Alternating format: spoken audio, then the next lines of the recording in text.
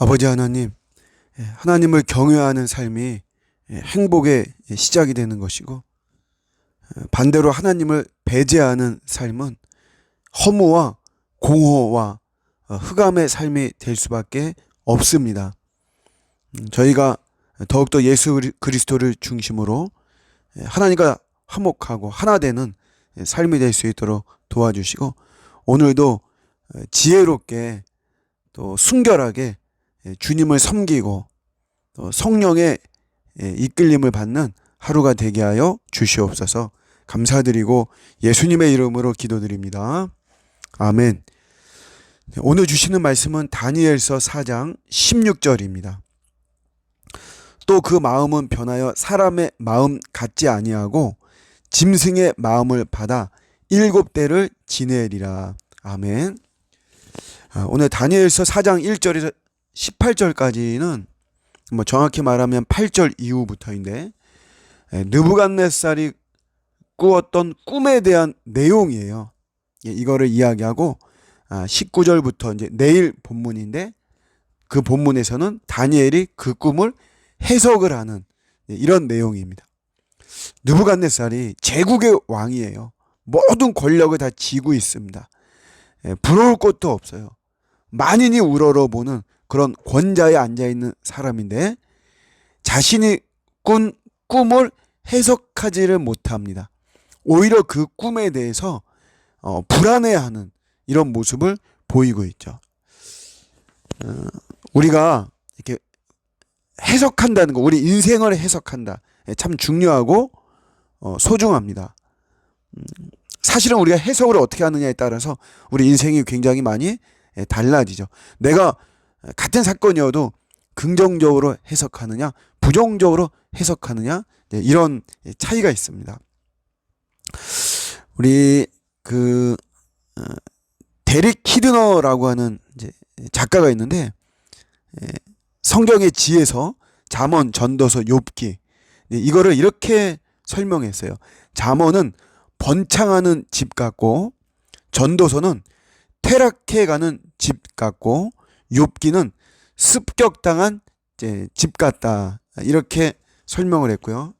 팀 켈러는 잠언을 드러난 하나님의 질서라고 말했고, 전도서를 교란된 하나님의 질서, 이렇게 말했고, 욥기를 숨겨진 하나님의 질서라고 이야기를 했습니다.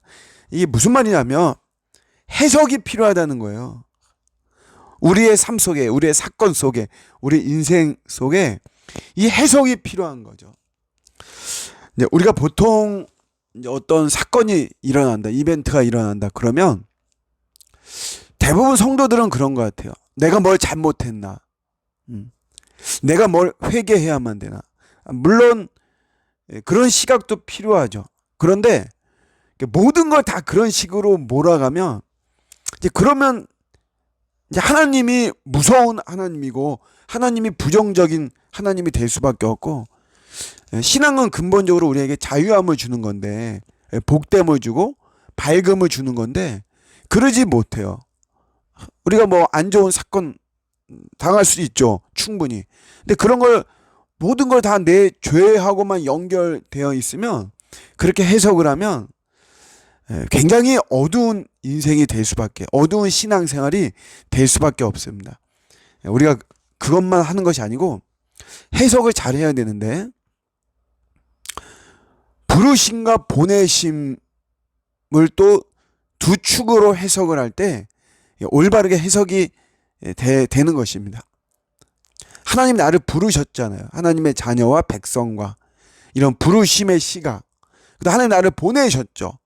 하나님의 대언자, 하나님의 대리자, 하나님의 대사로, 또 하나님의 자녀와 마찬가지 우리 하나님의 시민과 하나님의 권속으로 우리를 다 세상에 보내신 거예요. 부르심과 보내심. 나에게 왜 이런 일이 일어났을까? 왜 이런 사건이 일어났을까? 여기에 하나님의 부르심의 시각으로 보고, 또 하나님의 보내심의 시각으로 보고, 내가 뭘 잘못했나, 이런 시각으로만 볼 것이 아니고, 그런 시각으로 봐도 되죠. 봐야 되는 부분도 있고. 근데 너무 그런 부분으로만 보지 말고 하나님의 부르심과 보내심. 하나님 나에게 어떤 일깨움을 주시고 나에게 사명을 주시고 또 전진시키고 스톱시키고 후퇴시키고 내려놓게 하시고 짐을 짊어지고 십자가 지게 하시고 이런 다양한 각도로 우리가 해석하는 것이 중요합니다. 딱 한 가지만 할 수 없는 거예요. 오늘 느부갓네살 해석을 못해요. 해석을. 세상은 세상 자기 힘으로 해석 못합니다. 항상 예수 그리스도 중심으로 또 주님의 말씀 중심으로 주님이 나를 부르시고 보내시고 이 시각으로 이 세계관 이것 중심으로 해석을 할 때 올바르게 해석이 되어지는 것입니다.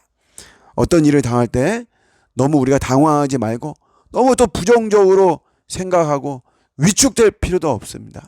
뭔가 하늘의 어떤 성령이 나에게 더욱더 임하는 이런 속에서 펼쳐지는 다 그런 것들이니까 올바로 해석할 때 오히려 우리의 삶은 더욱더 의미 있는 삶이 되고 주님의 통로가 되어지는 그런 삶이 충분히 되는 거죠. 오늘도 그런 해석의 능력이 길러지는 저와 여러분들의 복된 하루가 되시기를 주님의 이름으로 축복합니다. 아멘.